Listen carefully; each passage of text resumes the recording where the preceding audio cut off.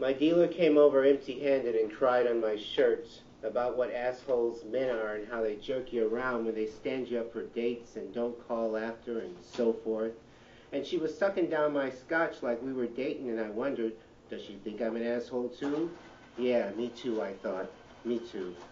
Her mop of black hair stuck to my shirt like sheets of fabric softener, dripping salty stains of trailer trash heartbreak, while I was wondering if Detroit was winning the game and thirsted for a McMocha. She went on and on about men and that foul-mouthed Guinea way she had, and I talked her down slowly over the rim of a Guinness draft, trying not to flirt. Seen through the bottom of a chilled Pilsner, her powder blue eyes looked like twinkling stars, and her face had such old-world appeal, the detail. She had plopped out on the side of the sofa that was under the lamp and swilled my scotch. Her feet were propped on my suitcase. She never asked me why it was packed and left out on the floor. In the background, a metal desktop fan oscillated.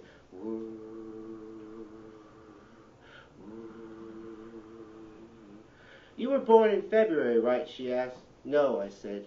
June. She droned on, stopping only to swill more hooch. Somehow I worked her to the door. He's a good man, I said to her. He probably got the dates mixed up. Give him another chance. The screen door closed behind her. A sweltering breeze lifted her long hair as she walked away. She'd be one of the things I'd missed the most. My dealer cries a lot, but the bottom line, she's got some good shit, and she delivers.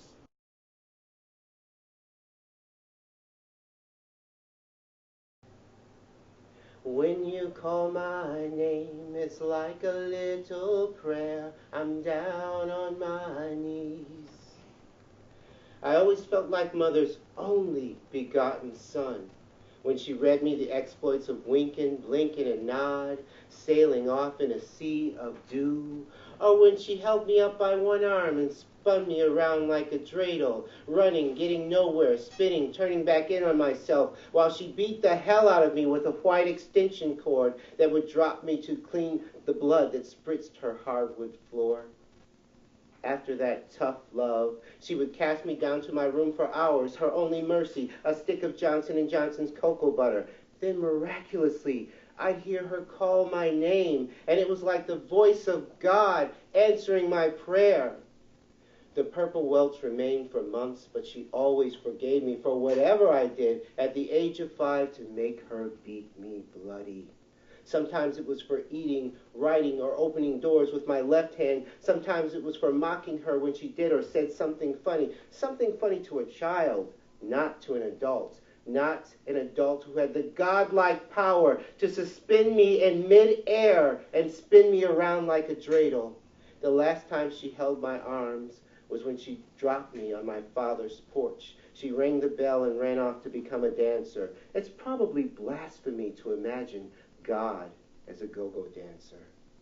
Dad didn't spin me around, but he liked to box and had a love for switches and curtain rods and whiskey. Soon I prayed for my mother. Soon I fell to my knees and prayed for my mother. Prayed I would hear her opening up in heavens and calling my name one last time. When you call my name, it's like a little prayer. I'm down on my knees. Hail, Mother, full of cocoa butter. Thank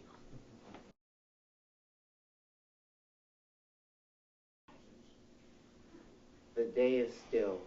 It's quiet and cool, and a perfect day for homemade soup. And I'm standing in front of my easel, across from a bait and tackle, watching raindrops dribble while I paint a portrait of paradise. A watercolor of a wormery it lands in, a rain-soaked still life on stilts, an unpainted shed with buckled wooden planks serving as a last stop for weekend fishers seeking a respite from a world where ignorance is religion and cruelty a virtue. On the wall, large letters spell out bait shop, and from 6 to 6, someone inside sits and answers questions about worms, redworms, night crawlers, earthworms, for amateurs who can't clean fish and who more and more lately want to keep the minnows as pets. The shop sells only live bait to avoid returns. Anything someone buys and does not use dies. Love is a dream full of lies, not long possessed. Nothing more miserable than a man alone on an angry lake, attempting to control that which he cannot. Over the lonely skeleton of this dreary bait shop, I paint an imaginary marina, my Emerald City, my anti-Kansas, and I marry this reality with memories of you. I painted through the remnants of rain this morning. By noon the sky wore a double breast of dingy white, to which I added a dash of color with a rainbow handkerchief, making the day more like the happy ones we shared. But the lake waters remained dark and danced angrily, heedless of their cues, unwilling to take direction and become still. A bird is perched on one of the piles of the pier. Once you and I were here on a sunny day painting, and you had sit still for so long that soon birds were all over you like a statue, all over my canvas and my palette too, but I didn't paint them well, as they could not stop moving. An artist at their best is honest and paints what they know. I'm painting a landscape that is really a portrait of you, because like everything I do, it's really you. You are what I know, and when the paint dries, I'll know again with certainty that I have loved you, truthfully, passionately. I'll know I have put everything onto love's canvas and held nothing back, and I hope with these happy few colors to preserve some shades of you.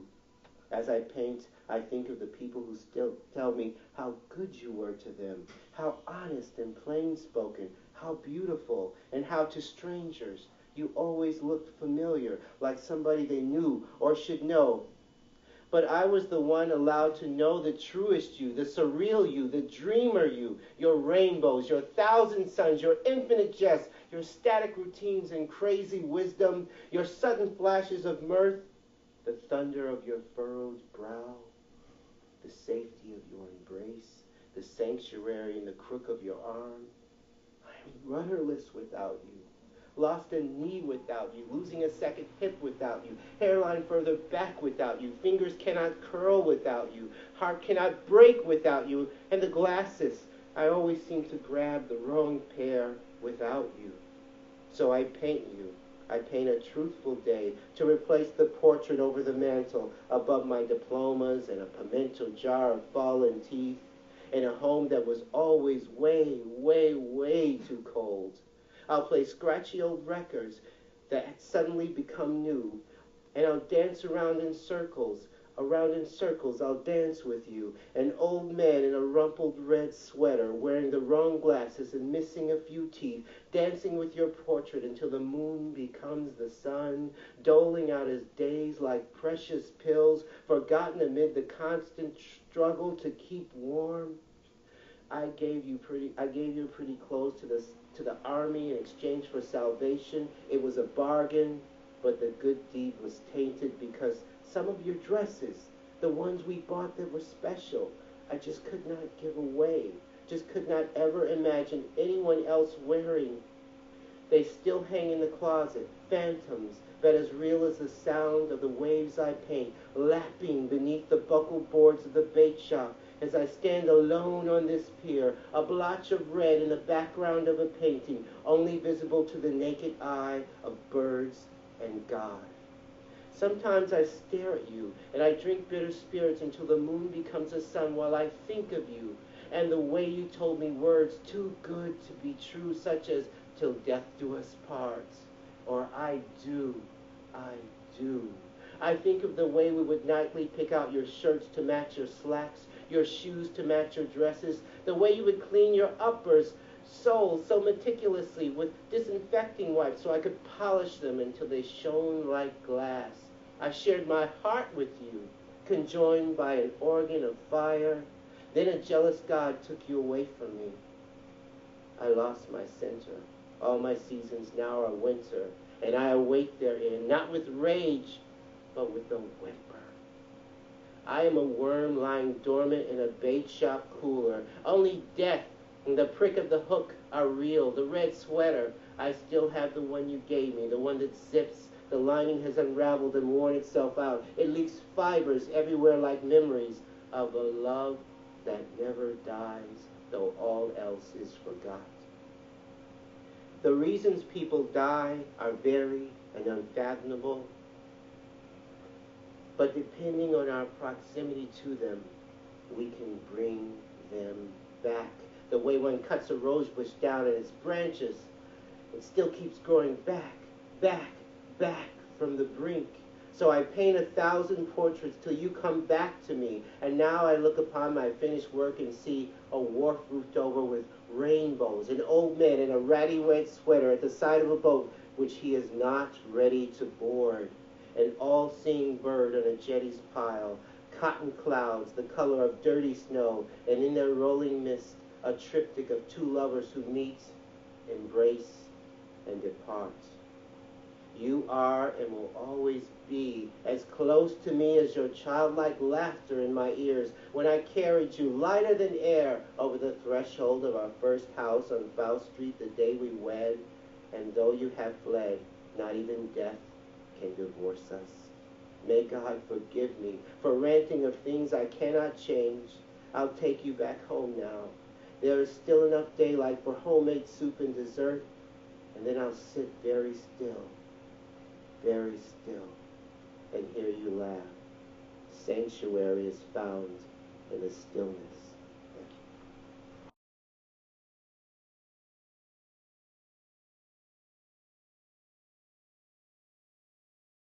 This is in the village, though. He would not see me stopping here to watch his woods fill up with snow. My little horse must think it's queer to stop without a farmhouse near, between the woods and frozen lake, the darkest evening of the year. He gives his harness bell a shake to ask if there is some mistake. The only other sounds the sweep of easy wind and downy flake. The woods are lovely, dark and deep, but I have promises to keep, and miles to go before I sleep. Miles to go before I sleep. Thank you. Thank you, Minha and Deborah. One of my favorites. One of my favorites. I couldn't help, I used to have my students memorize that poem by Robert Frost. Yeah. And I just wanted to, poetry to me is the bomb. You know, poetry, I love poetry. I was talking to Soren how he writes lyrics for songs. So I said, Soren, you know, you're a poet, and you can't separate poetry from life. I'm always writing poetry. I write a poem every day. Sometimes I put them in cards. Sometimes I just give them to someone randomly. I think that poetry is like painting in that if you love it, you just keep doing it. And sometimes you do it and you're not even knowing you're doing it. Like I'll say something to somebody and they'll say, you know, well that was poetry. And I said, well, I guess sometimes I speak in poetry. I said, but you do too. And it's just like with painting. People go, oh, but you can write poetry and I can't. And that is absolutely not true. Everybody can and does write poetry. Everybody can paint too. Now that means, oh, you know, you might have to pick up a pencil and sketch something, or you might have to have the balls to open up a set of watercolors, you know.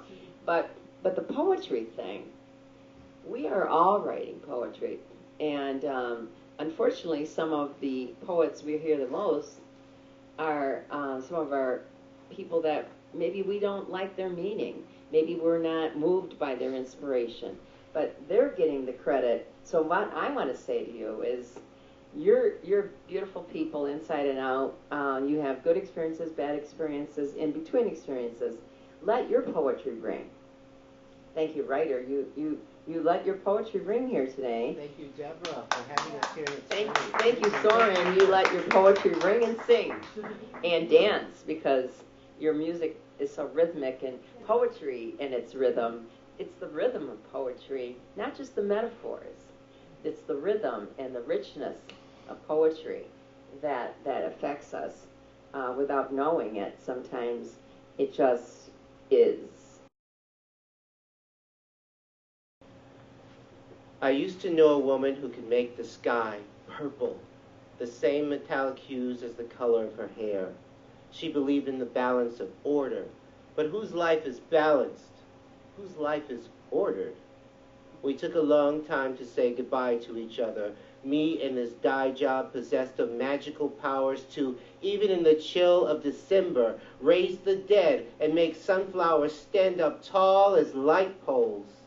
I could never understand her freeness. Live in the now, she would say. But I was always thinking about the future, and now we are the past, and it was a long goodbye. What is life but a bed of wood chips, decomposition, cremation, the inevitable future? We live as vertical logs, trying constantly to stimulate another's tree trunk, a rick of logs in a crisscross stack, trying to simulate another sapling out of our doomed trunks before we die, and come back and die, and come back and die.